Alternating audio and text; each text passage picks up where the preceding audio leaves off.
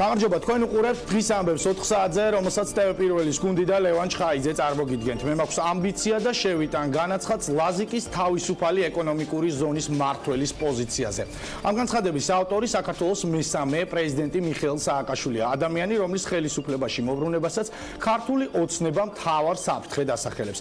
სააკაშვილმა ბოლო ინტერვიუში თქვა, დღეს რასაც ჩვენ თავაზობთ საქართველოს, ეს არ არის ვინმე უკან მოbrunება. არც ერთი ძველი თანამდებობის პირი არ უნდა იყოს თანამდებობაზე. მე არ ვიქნები მთავრობაში ამ სიტყვის პირდაპირი გაგებით. ვინ წარმოუდგენია მთავრობის ხელმძღვანელად, რატომ შემცირდა კვლევების მიხედვით ვაშაძესა და სალომე ზურაბიშვილს შორის სხვაობა. მიულოცავს თუ არა გამარჯვებას სალომე ზურაბიშვილს, ვაშაძის გამარჯვების შემთხვევაში დაბრუნდება თუ არა საქართველოში. რას ფიქრობს უკრაინაში განხორციელებულ რუსულ აგრესიაზე. მიხეილ სააკაშვილი საქართველოს მესამე პრეზიდენტი იქნება დღის ამბების პირველი სტუმარი, გადაცემის მეორე ნაწილში კი ვისაუბრებთ EMC-ის დასკვნაზე, რომელიც თემირლან მაჩალიკაშვილის ოჯახის ინტერესებს იცავს როგორც ადგილობრივ, ასევე საერთაშორისო დონეზე. გამოძიებიდან თითქმის 1 წლის შემდეგ რა მასალები მოამზადა EMC მაჩალიკაშვილის საქმეზე, ამას თავად კვლევის ავტორი გვეტყვის. ახლა კი მივესალმები დღის ამბების პირველ სტუმარს, საქართველოს მესამე პრეზიდენტს მიხეილ სააკაშვილს. მოგესალმებით ბატონო მიხეილ, მადლობა რომ ხართ დღის ამბების. მადლობა რომ მომიწვიეთ. მადლობა რომ პასუხობთ ჩვენს კითხვებს. პირველი რაც უნდა გკითხოთ, გამომდინარე იქიდან რომ ქერჩის სრუტეში არის საკმაოდ დაძაბული მდგომარეობა, რას ფიქრობთ უკრაინაში განვითარებულ მოვლენებზე. მე ხელთ მაქვს ახლა კვლევის შედეგები, რომელიც რუსეთში ოქტომბერში გამოქვეყნდა, სადაც პუტინს პრობლემების მთავარ მიზეზად მიიჩნევს 66%, ხოლო პუტინის პოპულარობა ბოლო 5 წლის განმავლობაში 10%-ით არის შემცირებული. ამ გარემოებებს და ამ ფაქტორებს უკავშირებთ, თქვათ, ახალ ტალღას რუსული აგრესიისა უკრაინასთან მიმართებაში, თუ შეიძლება სხვა უფრო შორს მიმავალი გეგმები აქვს რუსეთის პრეზიდენტს და კრემლს. ერთს არის საერთოდ რომ რა თქმა უნდა ეს იყო პროვოცირებული რუსების მიერ, რა თქმა უნდა რუსეთი არის ამ ქვეყანაში ამ შემთხვევაში ქვეყანა აგრესორი, ნუ წარმოიდგინეთ რა არის ქერჩის რო წარმოიდგინეთ რა არის. ეს არის ჩვეულებრივი უკრაინული პორტი მარიუპოლი, რომელიც არის ძალიან დიდი ინდუსტრიული ქალაქი. იქ არის დიდი მეტალურგია განლაგებული, შავი მეტალურგია უკრაინის, უამრავი სხვა საწარმოები, ქიმიური საწარმოებები, ფეროს საწარმოები და ეს მარიუპოლის პორტიდან გემები მოძრაობენ აზოვის ზღვის გავლით და გააქვთ ეს პროდუქცია მთელ მსოფლიოში. ეს არის უკრაინის ექსპორტის უზარმაზარი წყარო, მილიონობით ადამიანის შემოსავლის წყარო. აი ეგ გემები ჩვეულებრივად დადიან და ამასობაში რუსეთმა ჯერ ყირიმი დაართვა უკრაინას, მერე ააშენა ხიდი ყირიმსა და რუსეთის ტერიტორიას შორის და გამოაცხადა რომ ხიდს ვეღარავინ ვეღარ გაივლის, ესე იგი პრაქტიკულად უკრაინა ჩაკეტა თავის ტერიტორიულ წყლებში. და შესაბამისად უკვე დროის საკითხი იყო, როდის მოხდებოდა პირველი შეტაკება, იმიტომ რომ ეს რა თქმა უნდა არის უკრაინის ბლოკადა, უკრაინის მოხდომის ცდილობა, მაგრამ ამ ყველაფრის ფონზე რა თქმა უნდა ჯერ ერთი უკრაინის ჩვენ რა თქმა უნდა მე ძალიანად სოლიდარობას უცხადებ უკრაინას ხალხს. უკრაინაში მოყავს დიდი პოლიტიკური პარტია, რომელიც ყველა კვლევით, დიდი სერიოზული კვლევით ხდება პარლამენტში, შემდეგ საპარლამენტო არჩევნებზე. რა თქმა უნდა მე უკრაინაში სიტყვა მეთქმის, მაგრამ მეორე სხვა წარმოვიდგინე, რომ სალომე ზურაბიშვილის გავსი ადამიანი რო ყოფილიყო უკრაინის თავარსარდალი დღეს. ეხლა მე ჩემი ძალიან დიდი პრობლემა მაქვს პეტრო პოროშენკოსთან, მაგრამ მინდა გითხრათ, რომ ამის გამო უკრაინას ნახდათ არ გადავიმტერები არასოდეს, იმიტომ რომ ძალიან მიყვარს ეს ერი და პოროშენკო დავა მალე და უკრაინა ნამდვილად იქნება და უკრაინას უნდა დაუჭიროთ ხარი. აი სალომე ზურაბიშვილი რო ყოფილიყო მაგალითად დღეს უკრაინის თავარსარდალი, ის იტყოდა რომ ой პროვოკაცია ჩვენი მოწყობილია, მოდი გამოვიძიოთ, მოდი ჩვენმა ჯარისკაცებმა, მოდი ჩვენი ჯარისკაცები დავკითხოთ, მოდი ჩვენი ჯარისკაცები გადავაგზავნოთ საერთაშორისო სამართლოში გააკეთოთ. ერთ სიტყვით აი ეს სიტუაციაც როგორც კიდევ ერთხელ გვახსენეს რასაშიშ რეგიონში ცხოვრობთ ჩვენ, რამდენად მნიშვნელოვანია რომ გია ვაშაძე, რომელსაც აქვს უზარმაზარი დიპლომატიური გამოცდილება რუსეთის აგრესიის შეჩერების, რომელსაც აქვს ასევე რუსეთის დიპლომატიასთან ურთიერთქმედების და იმ საბჭოთა დიპლომატიაში მუშაობის გამოცდილებას და ესეც დიდი და სპეციალური გამოცდილება ამ შემთხვევაში თუ გაიგიავაშეთ შემთხვევაში მე ვიქნებოდი აბსოლუტურად წყნარად ნებისმიერი შესაძლო პროვოკაციის შემთხვევაში და პროვოკაციები სულ ხდება, ხან ეგრეთ საზღვარი გადმოაქვთ, ხან ეგრეთ წოდებული, ხან ვიღაცას იტაცებენ, ხან რაღაც ქვემუქრებიან და წარმოიდგინეთ ზურაბიშვილის პირობებში. ზურაბიშვილის პირობებში პრაქტიკულად ჩვენ პროვოკაციასაც დაჭირდებოდა, ისე ჩამოინგრევოდა ჩვენ სახელმწიფო და აი უკრაინის მაგალითი კიდევ ერთხელ გახსენებს რას საშიშროების რა ფუნდამენტური არჩევანის წინაშე დგას ჩვენი ქვეყანა სულ რაღაც 2-3 დღეში. თუმცა მას შემდეგ რაც სალომე ზურაბიშვილი და გრიგოლ ვაშაძე დარჩნენ არჩევნების მეორე ტურში, პროცენტულად სხვაობა მათ შორის შემცირდა. ვაშაძე იყო წინ სხვადასხვა კვლევების მიხედვით, თუმცა ეს სხვაობა შემცირდა. რა ფაქტორით ხსნით ამას? არის თუ არა, თქვათ, ქართული ოცნების მთავარი გზავნილი საზოგადოების მიმართ, რომ დაბრუნდება მიხეილ სააკაშვილი და დაბრუნდება ის პროცესები, რომელიც იყო 2003-2012 წლებში, მთავარი ფაქტორი იმისა, რომ მცირდება ეს სხვაობა და არავინ არ იცის რა მოხდება 28 ნოემბერს. 28 ნოემბერს ჩვენ ვიცით ზუსტად რა მოხდება. 28 ნოემბერს დამთავრდება გია ვაშაძის და ქართული ხალხის დამაჯერებელი გამარჯვებით. მინდა გითხრათ, რომ ეს პროცენტები, რომელზეც ჩვენ საუბრობთ, ეს პროცენტები არის შედეგი უპრეცედენტო ზეწოლის და ქართულ ხალხს და უბრალოდ ადამიანები აღარ ეუბნებიან გაუმკითხავებს ვისაძლებენ ხმას, იმიტომ რომ მასწავლებლებს აშანტაჟებენ, პოლიციელებს აშანტაჟებენ, ჯარისკაცების ოჯახის წევრებს აშანტაჟებენ. შექმნეს, აი მაგალითად ეხლა ჩართო მქონდა ოზურგეთში შექმნეს რამდენიმე შტაბი თითოეულ დიდ სოფელში. მე აღარ იმას გაღავლაპარაკობ თვითონ ქალაქ ოზურგეთში. ესე იგი შტაბი არის ბიზნესმენების ხარდამჭერების, ადმინისტრაციული ხარდამჭერების, სუსის შტაბია, არის ყოფილი ნაციონალების შტაბი და შავების შტაბი. ეს 5 სხვადასხვა შტაბი ახორციელებს ზეწოლას ხალხს. მაგალითად ჩაოლებდა კამერაზე ხალხს უჭერს გამოჩენა, ხო? მაგრამ მე ზუსტად ვიცი, რომ მაგალითად 2012 წელს ასეთივე კვლევებით ყველა აი ცოცხების დადგმული კადრების შემდეგ, თუმცა ზოგადად ხალხის გაბრაზების ტალღაზე და ალბათ სამართლიანად გაბრაზების ტალღაზე ლევან, ჩვენ მაშინ მაინც ვიგებდით არჩევნებს სადღაც 5-6%-ით ასეთივე კვლევებით და წავაგეთ როგორც წავაგეთ. ასე რომ როდესაც ვაშაძე ხა წინ არის მიუხედავად ასეთი ზეწოლებისა, როცა ადამიანი აღმოჩნდება ერთ-ერთ საარჩევნო ყუთსა, ქართული ხალხი არის ძალიან დიდი ყიცების მატარებელი ხალხი. კარტოფილით, ხახვებით, რეკვებით რო ჩამოგაწევთ 100 ლარს, 50 ლარს და ხალხმა ხო იცის, რომ თავრობა რომელიც იყიდა შენი ხმა, ან დაგაშინა და მოგაცემია ხმა, იმას შენ წინაშე არანაირი ვალდებულება არ აქვს, ის მოხსნი. რაც შეეხება ჩემ ფაქტორს. მე 2012 წელს მშვიდობიანად გადავეცი ხელისუფლება. ესენი ხალხი ხა აშინებენ არეულობებით. კი, მაგრამ ჩვენ დროსაც ხო აშინებდნენ არეულობებით და ყოველგვარი არეულობების გარეშე გადავეცით რამდენი მილიარდი ლარის ახაზინო ანგარიშებზე გადავაბარეთ და ჩვენ თვითონაც ძალიან ღირსეულად დავეცით. ეხლა ამ სიტუაციაში შეშინება ხალხის რომ ვაიმე ბუამოდის და არ მუშაობს ეს, არ მუშაობს. მე ხო ვიცი, მე მაგ ჩართვა, აი ყოველდღე აი ხა თქვენში გამაწყვეტიეთ ქუთაისში ვერთვებოდი ხალხს. მანამდე ვერთვებოდი ბათუმის ბაზარში, მანამდე ვერთვებოდი თბილისში პასაჟის გაზრობაზე. დღეს აი დილიდან რაც ვაკეთებ, ხო? ხო მოდით ხალხი და სხვადასხვა ხა ყველა ჩვენ მხარდაჭერი არ არის, მაგრამ თავის პრობლემებით გიყვება. არანაირი ეს შიშის დაშინების ფაქტორი ყალბი ეს აი თქვენ გადაცემის დაწყებამდე მოვისმინე კლიპი, რაღაცა კლიპი, რაღაცა თემურ ალასა და ვიღაცა შეაგიდა. კარგით რა. და ის რა ქვია, გივი თარგამაზე სატრიალებდა. ახლა დროს ხელისუფლება რომელიც ოპერირებს 6 წლის თავზე, არა თავის შედეგებით, არამედ დაშინებით 6 წლის წინ რა იყო და 6 წლის წინ რა იყო ხალხს ცუდით ახსოვს და კარგით ახსოვს. და ახსოვს ის რომ საქართველოს ვითარდება ძალიან დინამიკურად. ემეთი აღარ გამოვა და ჩემი ხევა მე ვიტყვი რომ მე რა თქმა უნდა რეალისტურად უყურებ სიტუაციას. ბევრი რაღაცა რაც ჩვენ დროს ხდებოდა, მათ შორის ნულოვანი ტოლერანტობის პოლიტიკა ძალიან ცუდად გადაიარა ბევრ ადამიანს. ბევრგან ძალა იქნა გადამეტებული, ბევრგან ზედმეტი სიმკაცრე იყო გამოჩენილი. ამ ყველაფრის შედეგად საქართველოს დანაშაულება აღმოიფხო და საქართველო გახდა უსაფრთხო ქვეყანა, მაგრამ ამას ჰქონდა თავისი უარყოფითი მხარე. მე თუ სრული პოლიტიკური პასუხისმგებლობა ამაზე ჩემ თავზე ავიღე, ეს გასვაჭროს გადავდექი მიტინგის დასის შემდეგ და მაგალითად საფრანგეთში ბევრად უფრო სასტიკად და მკაცრად დაშალეს მიტინგი 2 დღის წინ და მაკრონის გადადგომას არავინ არ ითხოვს, მე აქ ჩემსაც არ ითხოვდნენ ბრიტანეთში. მე ავდექი და გადავდექი და ავიღე ჩემ თავზე პასუხისმგებლობა წავედი არჩევნებში. მე ორჯერ წავედი წყნარად და კიდევ ერთხელ მე იმიტომ კი არ ვიძახი რომ არ მინდა მთავრობაში მოbrunება, იმ დროს ეს რაღაც პოზაა და რაღაც ივანიშვილიც ეგრეა, არა ვარ მთავრობაში, მაგრამ მართავს ყველაფერს. მე არ მინდა მთავრობაში მოbrunება, იმიტომ რომ მე მინდა ვიყო ასოციირებული ახალ ხალხს გაუხსნათ და ესეც და მეორე.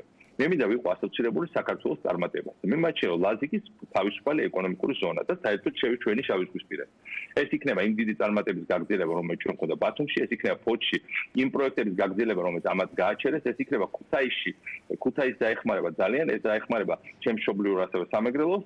ეს არის ის და ეს ამას ექნება ძალიან დიდი გავლენა აფხაზეთში. აფხაზეთზე. თუმცა ცოტა ძნელად დასაჯერებელია ბატონო მიხეილ, როდესაც ამბობთ, რომ თუ ჩვენი გუნდი დაბრუნდება ისევ ხელისუფლებაში, მე ვიქნები მხოლოდ ლაზიკის ეკონომიკური ზონის მმართველი და სხვა პოლიტიკურ პროცესში არ მივიღებ მონაწილეობას. და ვინ გითხრათ რომ ლაზიკა არ არის პოლიტიკური პროცესი? ლაზიკა იქნება პოლიტიკური პროცესის დამნაშავე ნაწილი, იმიტომ რომ ლაზიკა იქნება ყველაზე წარმატებული პროექტი საქართველოს. ეს იქნება ის, რაც დაუბრუნებს საქართველოს იმედს, იმიტომ რომ ლაზიკაში იქნება ინგლისური სამართალი, ეს ჩვენი კონსტიტუციით იყო ადრე გათვალისწინებული, ამას შეცვალეს და ჩვენ იმედი ამას დაუბრუნებთ. იქნება სრული დაცულობა ყველა უფლებების, იქნება სამართალი და სამართლიანობა, აი ამ ტერიტორიაზე, ეს ტერიტორია მოიცავს დაახლოებით ზუგდიდის რაიონის დიდ ნაწილს და ფოთთან არის გადამაში. აქ იქნება ძალიან დიდი ეკონომიკური ინვესტიციები, აქ იქნება მაღალშემოსავლიანი სამუშაო ადგილები და რა თქმა უნდა, მე ვაპირებ ყველაფერ ამას დაუკავშიროთ ჩემი სახელით. ეს არის ჩემი კონკრეტული წარმატება. გითხრათ რომ არა მაქვს ამბიცია, ეს ტყუილია. მე ვარ ამბიციური, რატომიერი, რა თქმა უნდა, მაგრამ ბატონო მიხეილ, საინტერესოა, როგორ მიდიხართ ლაზიკამდე.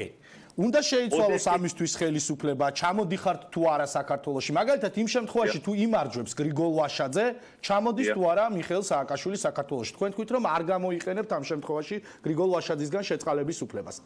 არ გამოიყენებ, იმიტომ რომ როგორც კი ივანიშვილი წააგებს არჩევნებს, ეგრევე მოსამართლეები და პროკურორები ძალიან სწრაფად დაიწყებენ განთავისუფლებას მისი ძალიან მანკიერი გავლენისგან და მე დარწმუნებული ვარ, ყველამ ძალიან კარგად იცის ამერიკის შეერთებული შტატების ოფიციალური პოზიცია, ევროკავშირის ოფიციალური პოზიცია და ქართველი ხალხის უმეტესობის პოზიცია. აი რომ ყველას საქმე ჩემს წინააღმდეგ არის ფაბრიკის გარიებული შეთითხნილი და არის პოლიტიკური. ეხლა სხვანაირად აბა რანაირად დავდივარ ევროპაში, რანაირად მიღებენ ევროკავშირის ლიდერები, ამერიკაში რო ჩავდივარ, ტრაპთან ხდება ხოლმე ამერიკის საიმიგრაციო სამსახური და პატივით შევყავართ დღესაც კი მიუხედავად იმისა, რომ ოფიციალური სტატუსი არანაირი არ მაქვს და პასპორტიც კი არ მაქვს, ხო? რატო ხდება ეს? იმიტომ რომ ის ხალხი მიიჩნევს ცივილიზებული სამყარო, ეს არის სრულიად შეთქმის საქმეები. როგორც კი მოსამართლეები განთავისუფლებიან, მე დარწმუნებული ვარ, ჩვენი ადვოკატები შეიტანენ სასამართლოში შესაბამის შუამდგომლობას და ეს ყველა უსამართლო განაჩენი გაუქმდება იმის გამო, რომ მათ არ აქვს საფუძველი. ეს ყველა მითი. ამიტომ არ არის საჭირო გიავაშაძის უხერხემლო მდგომარეობაში ჩაყენება. გიავაშაძე მოდის არა ჩვენი პირადი პრობლემების გადასაწყვეტად. გიავაშაძე მოდის ქართველი ხალხის დასახმარებლად, მოდის ფართო კოალიციის, რომელიც არის ძალიან მრავალფეროვანი კოალიცია, ძალიან საინტერესო ხალხით, მაგალითად არმაზ ახვლედიანი, მაგალითად გოგიტა ვაშაძე, იგივე ნიკამელია, იგივე უამრავ მურმან დუმბაძე, მედია ვასაძე, თაკო ჩარკვიანი, ჩამოთვალ და რაც სწორედ ძალიან ბევრი ახალგაზრდობა. ახლა ჩემთვის ამოცანა ეს ახალი თაობა რომელიც არის მაქსიმუმ 10 წელიწადში ისედაც მოვაძალა უფლებაში. ჩვენი ამოცანა რომ დავაჩქაროთ 10 წელი კი არის საქართველოს. მაქსიმუმ აი ხა რამდენიმე თვეში ყველა დონეზე მოვიდეს მართლა ახალი ხალხი. ეს არის ჩვენი ქვეყნისთვის საციცოცხლო ნიშნულობა, იმიტომ რომ მოვიდა ახალი თაობა, მე მას მოგზაურების გარეშე ვეძახი მიშას თაობას, იმიტომ კი არა რომ მიშისტები არიან, შეიძლება ბევრ მათგანს არც მოუწოდე, მაგრამ მენტალობით ისინი აღარ არიან საბჭოთები.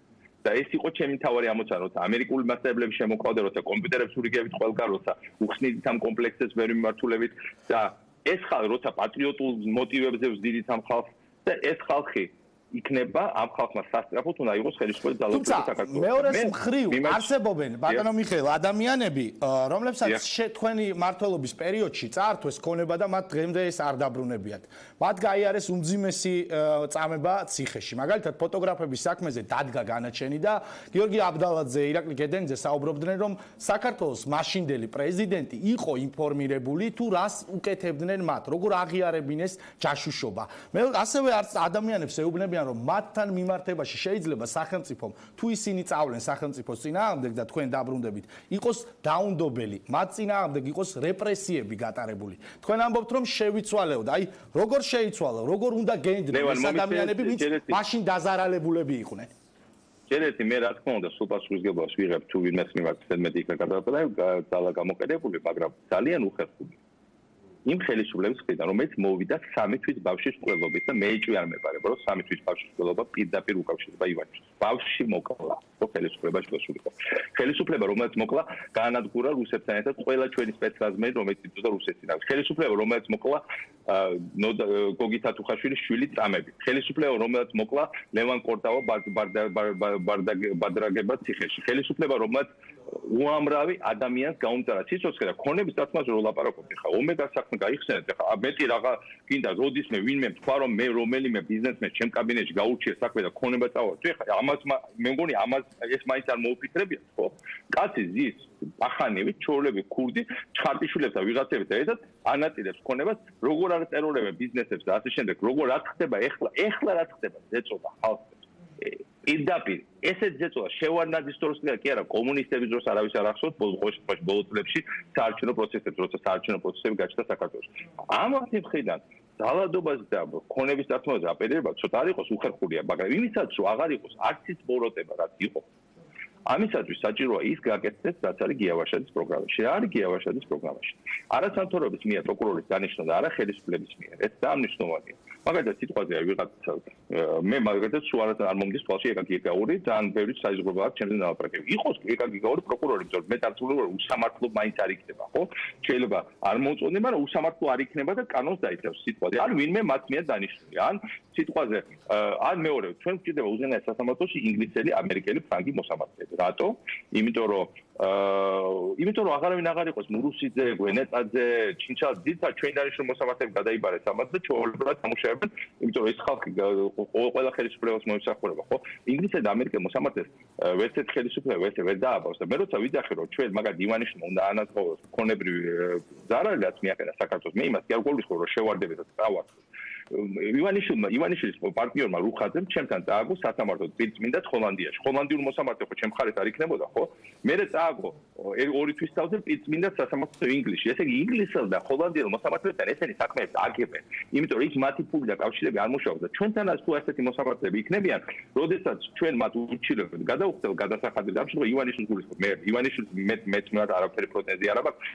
არავის არაფერს არ უნდა შევეხოთ, მაგრამ ივანიშვილს 3 მილიარდი ლარი ამოაცალა ქართველებს 2 ბოლო წლის განმავლობაში ხა.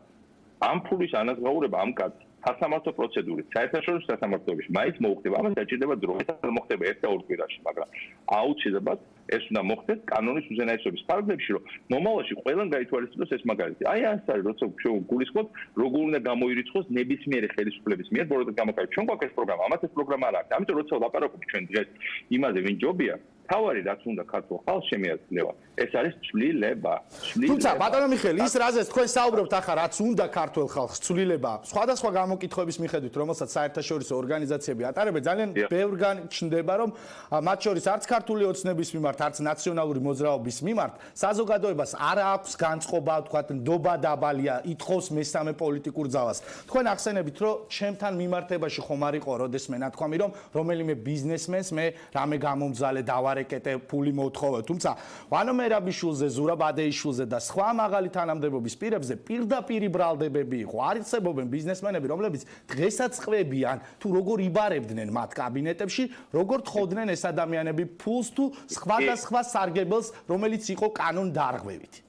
ლევან, ჩვენ ერთი რეგიონზე ვლაპარაკობთ. ისე ზურაბ ადეიშვილი თუ რამეს თხოვდა, თხოვდა არა თავისთვის, იმიტომ რომ კბილების პირში ცუდილის უდგასრულდა და მატერიალურად უჭერს.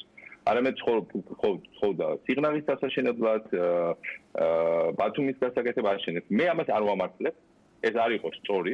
ზედმეტი სურვილი რომ რაღაც გაეკეთებინა ქვეყნისთვის არ ამართლებს იმას რომ ვიღაცა ამის გამო შეავიწროს, თუმცა ბევრი ბიზნესმენი ვისაც მათ უთხოვეს, თითქოს თხოვეს რაღაცებს აშენება, გაკეთება, ისინი ახლა შემოსავალს იღებენ და არ ამგონია რომ უკმაყოფილო იყო რომ ამ საქმეში ფული ჩადეს, მაგრამ ძალით არავის არ უნდა დააძლევოს ამის ფულის ჩადება, თუნდაც როცა პროკურორის საქმე არ არის ეს და მილიციის და ამას გესახვით არ პოლიციის და პროკურატურის საქმეც არ არის, მაგრამ ახლა როგორ შევადარო ის ხალხი ფათქალაძე, ჩხარტიშვილს, უჩას დღეს ყველაზე საიძღარი ამბავი გაიგო. საქართველოს რკინიგზა, რომელიც უჩა შმაგიმ და მათი შნირი ბახტაძე დაიყვანა მილიარდიან მომგებიან, მილიარდი ხონდა მოგება ამ საწარმოს, მილიარდი ხილდა და ის დაიყვანეს -300 მილიონ დოლარს ვალში გადაიყვანეს და დღეს გამოაცხადა ეკონომიკის სამინისტრო მოხდება საქართველოს რკინიგზის გაკეთება. ესე იგი ივანიშვილმა გააკოტრა საქართველოს რკინიგზა და მიაქვს ივანიშვილი ჯიბეში იდებს საქართველოს რკინიგზას. ივანიშვილი ჯიბეში იდებს ერთ-ერთ ყველაზე მთავარ რამეს, რაც ახლა აქვს სიმდიდრე საქართველოს. ჩვენ ვაცნობიერებთ რა საფრთხეებთან გვაქვს ახლა საქმე. ამიტომ ნუ შევადარებთ არც იმ ხალხს, ვიზეთ თქვენ ამბობთ, არც რკინიგზა წაუღია, არც საქართველოს პოსტა წაუღია, არც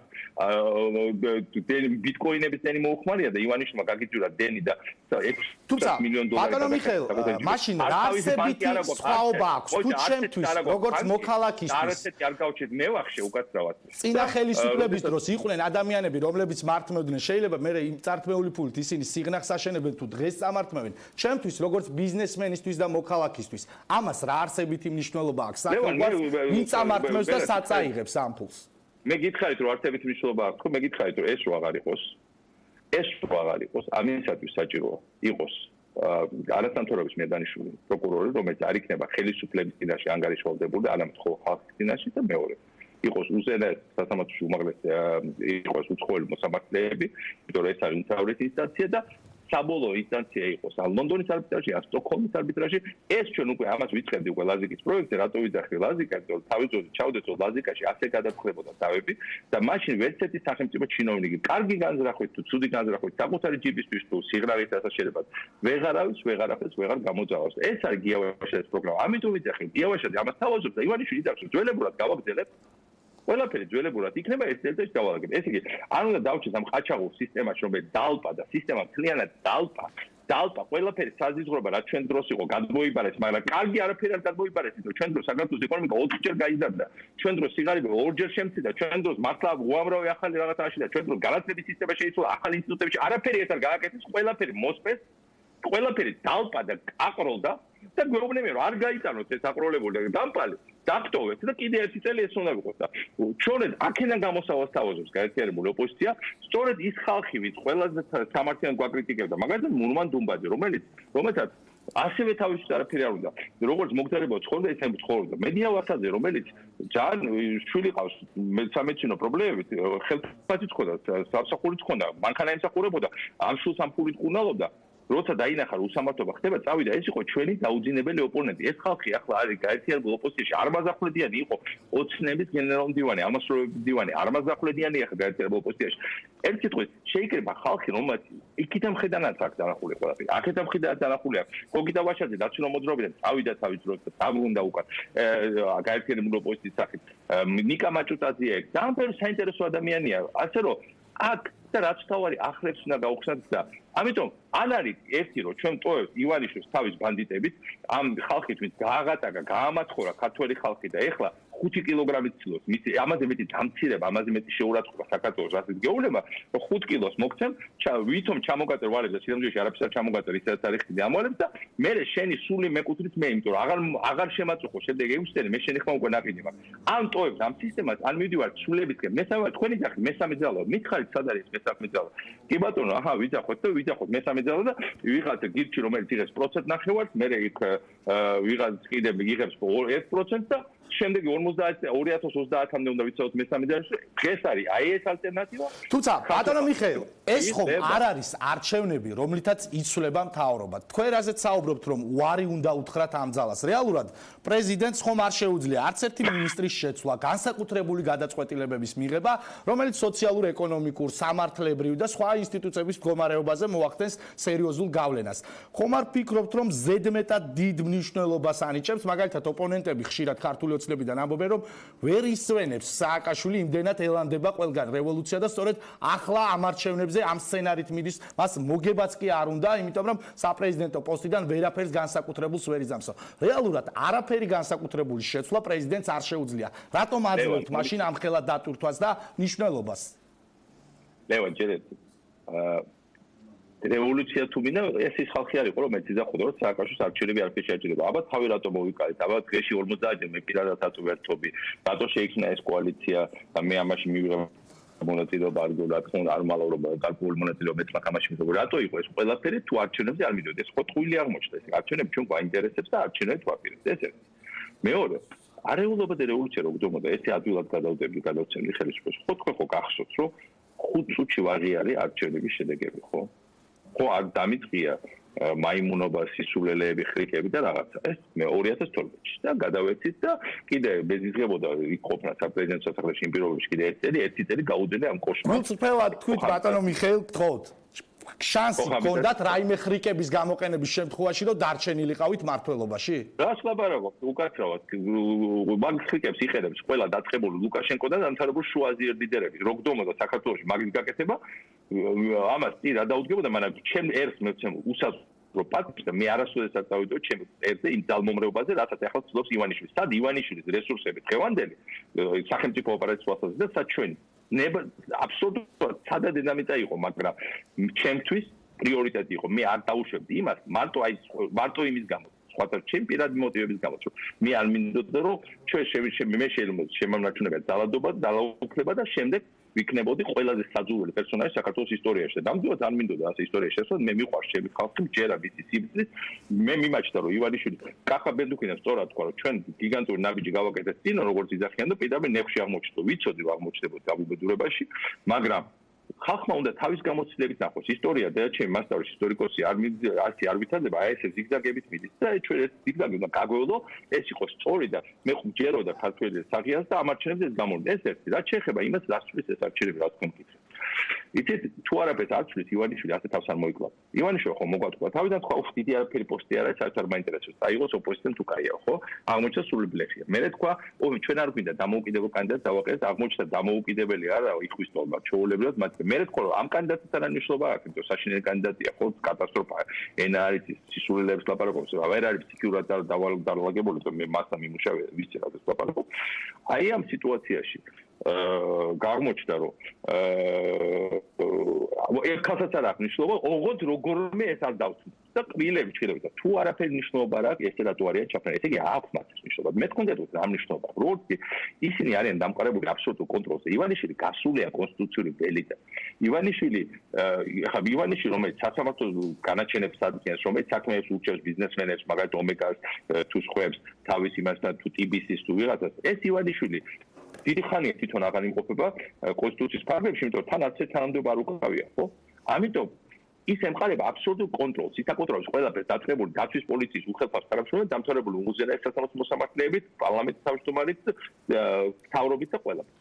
როგორც კი აღმოჩნდება, რომ მას ეს კონტროლი ჩამოეშალა და დაკარგა პოსტი, მას დაეკარგება მთავარი რაღაცა კონტროლი, მაგალითად სასამართლო სისტემას, კონტროლი პროკურატურას, კონტროლი ყოველდღიურ გადადგა. აი ეს არის ისიც ეშინია. როგორც კი ეს დაეკარგება, ბევრი პროცესები წავა სხვანაირად და შემდეგ მე დარწმუნებული ვარ, დადგება დღის წესრიგში კოალიციური სახელმწიფოების მანდატით აღჭურვილი მთავრობის ყოფნა, იმიტომ რომ ეს ასახავს უფრო რეალობას. ამას 28 ნოემბერს ქართველი ამომრჩეველი გადაწყვეტს რა და როგორ იქნება. თქვენ თქვით რომ 2012 წელს იცოდით რომ სუდისკენ წავიდოდა სახელმწიფო, მაგრამ პატივი ეცით ამომრჩევლის ნებას. როგორ იქნება 28 ნოემბერს იმ შემთხვევაში თუ გაიმარჯვებს სალომე ზურაბიშვილი, მიიღებთ თუ არა ამ შედეგს და მიულოცავთ თუ არა მას გამარჯვებას და სცემთ თუ არა პატივს ამომრჩევლის ნებას.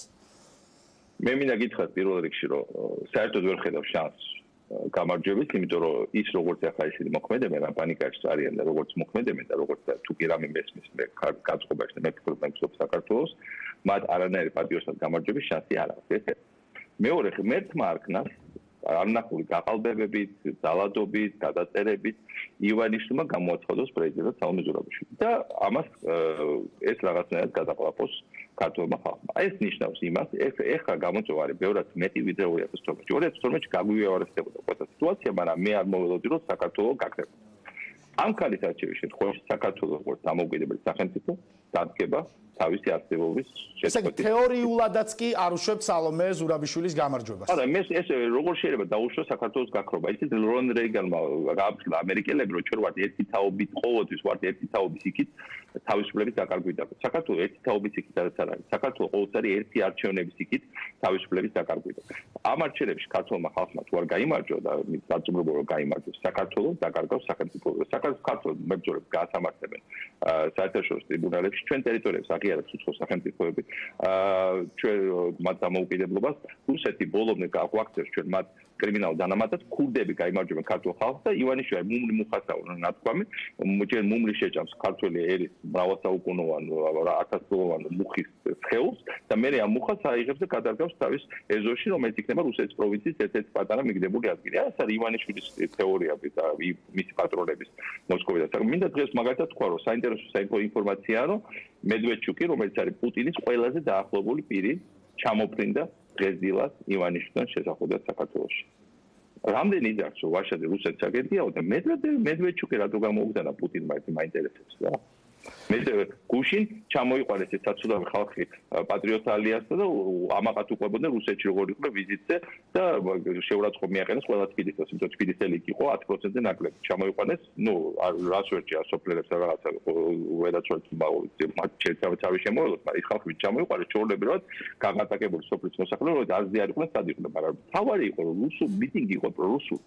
მედვედჩუკი დღეს რომელიც ასევე მედვედჩუკი არის თავარი დამლაგებელი პუტინის მოსაბჭოს სივრცეზე იყო ადრე ჩამოსვლა უკრაინაში რესპუბლიკურ სიტუაციას და დღეს დილას შემთხვევითი არ ყოფილა საქართველოში მე მგონი საერთოდ არასოდეს დღეს დილას ჩამოვიდა რასაც უკრაინულ წყაროები იტყობინებიან და მე მათი ნდობა ივანიშვილის თანახმად საქართველოში მე ვფიქრობ პუტინმა იგრძნო რომ ივანიშვილმა შეიძლება წააგოს ეს არჩევნები რუსეთის ტელევიზია შარვიდან არის ამოხდარი ისე უჭერს ხალხს სალომე ზურაბიშვილს მაგრამ ქართველი ხალხი მაინც მიიღებს თავის გადაწყვეტილებას ჩვენ არ მისცეს საშუალებას არავის არიოს სიტუაცია საქართველოში ჩვენი ხალხი არის ძაბძელი 7 მადლობა რომელი ლიდერი შეერა ქართულ ხალხს ბიზინა ივანიშვილის თუ მიხეილ სააკაშვილის ამას ჩვენ 28 ნოემბერს გავიგებთ მე კი დავამშვიდობები და ხალხმა უნდა დაიჯეროს თავის არც ლიდერების კი საკუთარი თავის და მე მინდა მიყვარს ისეთ საქართველოს რომელსაც ჯერა საკუთარი თავის და საკუთარი გამარჯვების და ასეთი ნახოთ რა მოხდება 28 ნოემბერს მადლობა მიხეილ სააკაშვილს საქართველოს მესამე პრეზიდენტს რომელიც იყო დღის ამბების სტუმარი ეთერში ახლა რეკლამის დროა რეკლამის შემდეგ კი უკვე ჩვენ EMC-ს ანგარიშზე ვისაუბრებთ რომელიც თემრილან მაჩალიკაშვილის გარდაცვალებიდან თითქმის 1 წლის შემდეგ მის საქმეზე გამოძიების შედეგებს აქვეყნებს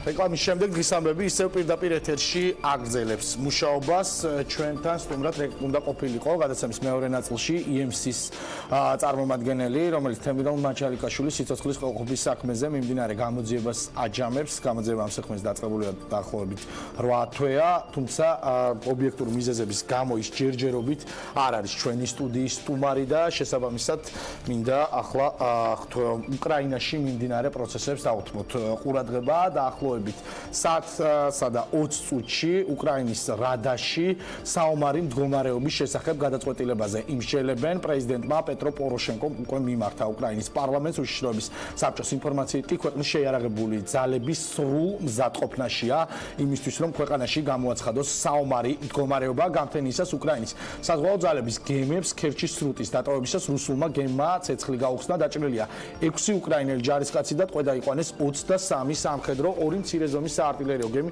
ბერდიანსკიდან ნიკოპოლი ოდესის პორტიდან მარიუპოლში გეგმიურ გადასვლას ახორციელებდნენ გარდა ამისა ძალადობრივად იყო შეჩერებული ბუქსირი იანი კაპუზე ოფიციალური კიევის ინფორმაციით რუსული გემი უკრაინულს განგებს შეეჯახა უკრაინული მხარე იტყობინება რომ გემები რუსული მხარის მიერ არის დაკავებული უკრაინის უშიშროების საბჭოს უკვე გამოცხადებული აქვს ქვეყნის მასშტაბით შეიარაღებული ძალების სრული მზადყოფნა რამდენიმე წუთის წინ გახდა ცნობილი რომ აზოვის ზღვაში შექმნილ ვითარებასთან დაკავშირებით ნატო უკრაინის კომისიის საგანგებო სხდომა გაიმართება ჩრდილოატლანტიკური ალიანსი აზოვის ზღვაში შექმნილ ვითარებასთან დაკავშირებით კიევის თხოვნით ნატო უკრაინის კომისიის საგანგებო სხდომას გამართავს ამის შესახებ ინფორმაციას ალიანსის პრესსამსახური ავრცელებს უკრაინის პრეზიდენტის პეტრო პოროშენკოს თხოვნით ნატოს გენერალურმა მდივანმა იენს სტოლტენბერგმა ელჩების დონეზე ნატო უკრაინის კომისიის საგანგებო სხდომის მოწვევა გადაწყვიტა სხდომა დღის მეორე ნახევარში ბრიუსელში გაიმართება ნატოში ასევე აღნიშნავენ რომ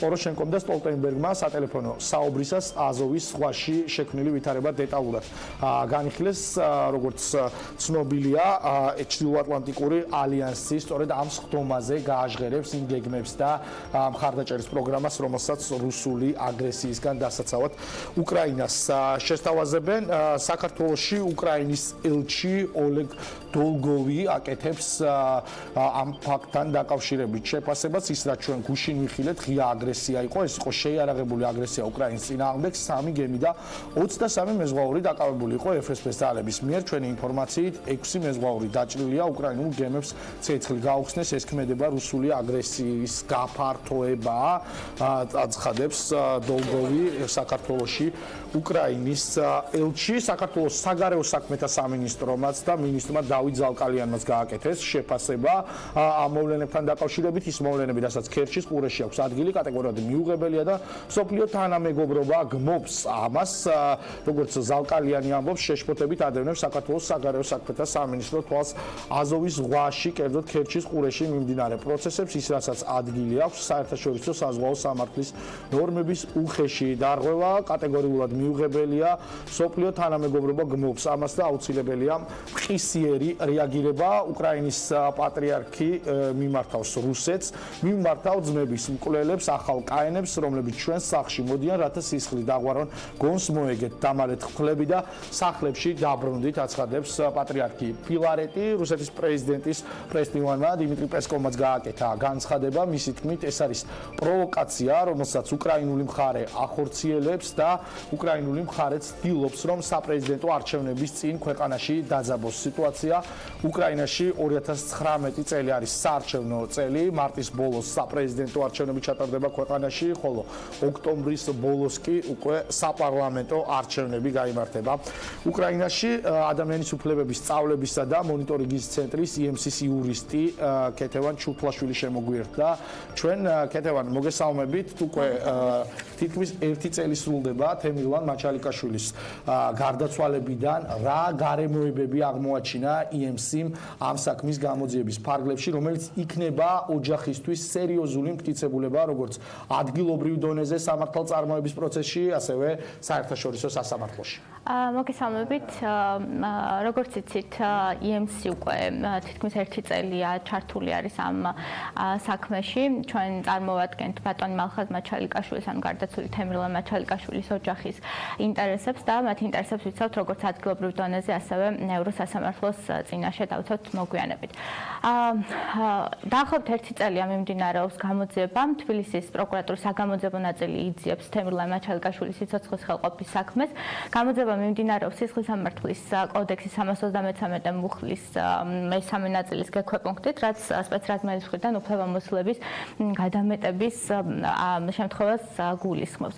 ამ 1 წლის დაახლოებით 1 წლის მანძილზე საგამოძიებო ან მიმდინარე გამოძიების ფარგლებში ჩატარებული არის არაერთი საგამოძიებო მოქმედება, თუმცა თავად გამოძიების პროცესი მნიშვნელოვანი სამართლებრივი ხარვეზებით ხასიათდება.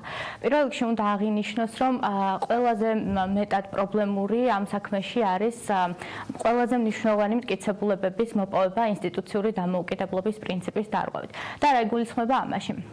2017 წლის 26 დეკემბერს, როდესაც სპეცოპერაცია ჩატარდა პანკისის ხეობაში და თემილან მაჩალიკაშვილის მიმართ გასროლა განახორციელა სახელმწიფო უსაფრთხოების სამსახურის თანამშრომელმა სპეცრაზმოს გულისხმობ. ამის შემდგომ, გასროლის შემდგომ, საგამოძიებო მოქმედებები ჩაატარა სახელმწიფო უსაფრთხოების სამსახურმა. ეს არის მნიშვნელოვანი დარღვევა, რამდენადაც სახელმწიფო უსაფრთხოების სამსახური იყო ამ საქმეში დაინტერესებული მხარე, რომლის ქმედების კანონიერების საკითხი მოგვიანებით პროკურატურას უნდა შეესწავლა, შესაბამისად მას არ ჰქონდა არანაირი უფლება ნებისმიერი საგამოძიებო მოქმედება ჩაეტარებინა. ასევე ამ საგამოძიებო მოქმედების ჩატარების შედეგად ამოღებული მტკიცებულებები, მათ შორის თითქოს და თემილან მაჩალიკაშვილის საძინებელი ოთახიდან ამოღებული ხელყუმბარა არ იქნა დროულად პროკურატურისთვის მიწოდებული და დააგვიანებით დაახლოებით 2 თვის შემდგომ ჩვენი არაერთი მოთხოვნის შემდგომ გადაეცა პროკურატურას. ამასთან ერთად ამ ამოღებულ მტკიცებულებებზე თავად სუსმა დანიშნა საექსპერტო კვლევები და აი ამ საექსპერტო კვლევის ფარგლებში, კერძოდ ბალისტიკურ ექსპერტიზის ფარგლებში, მან მოითხოვა ხელყუმბარის განადგურება, რათა შემოწმებინა მისი ვარგისიანობა. ბუნებრივია, რომ ამ შემთხვევაში ამ საქმისთვის ხელყუმბარის ვარგისიანობის შემოწმება საერთოდ არ არელევანტური იყო და ამ შემთხვევაში უბრალოდ სუსის განზრახვა იყო გაენადგურებინა ყველაზე მნიშვნელოვანი მტკიცებულება, რათა შემდგომში სხვა საგამოძიებო მოქმედებები არ ჩატარებულიყო და არ დადგენილიყო ამ მტკიცებულების ფალსიფიკაციის საკითხი. რაც შეეხება ადგილობრივ და საერთაშორისო დონეზე სამართლებრივ წარმოებას, რა იქნება მთავარი მტკიცებულება ამ შემთხვევაში თქვენი როგორც ორგანიზაციის, რომელიც იცავთ მაჩალიკაშვილის ოჯახის ინტერესებს და რა შედეგი შეიძლება დადგეს ამ საქმეს? დიახ, როგორც უკვე აღნიშნე, გამოძიება მნიშვნელოვანი სამართლებრივი ხარვეზებით ხასიათდება. შესაბამისად, ყველა ის ხარვეზი, რომელიც ამ ეტაპისთვის აქვს და გააჩნია გამოძიებას, ბუნებრივია ჩვენს მიერ დადოკუმენტირებული არის და არაერთხელ არის მიწოდებული სახელმწიფოს შესაბამისი უწყებებისთვის, მათ შორის არაერთხელ გვაქვს ინფორმაცია ამ დარღვევების შესახებ მიწოდებული მთავარი პროკურატურისთვის, ასევე პარლამენტისთვის და სხვადასხვა უწყებებისთვის, თუმცა რაიმე რეაგირება, რაიმე ქმედითი ნაბიჯები არ გადადგმულა. შესაბამისად, ყველა ის დარღვევა, რაზეც რამდენიმე დღის წინ ჩვენ კიდევ ერთი განცხადება გამოვაქვეყნეთ, სადაც საზოგადოებას ამ დარღვევების შესახებ ინფორმაცია მივაწოდეთ, ეს დარღვევები იქნება წარდგენილი ევროსასამართლოს წინაშე და ბუნებრივია ამ შემთხვევაში მტკიცებულება იქნება ჩვენი არაერთი მიმართვა პროკურატურის მხრიდან არ განხორციელებული ქმედებები და ზოგადად პროკურატურის უმოქმედობა და გამოძიების აბსოლუტურად ფორმალისტური ხასიათი. მადლობა ადამიანის უფლებებისა და სწავლების ცენტრის წარმომადგენელს ქეთი ჩუთლაშვილს, რომელიც იყო ჩვენი სტუმარი დღის ამბები 4 საათზე.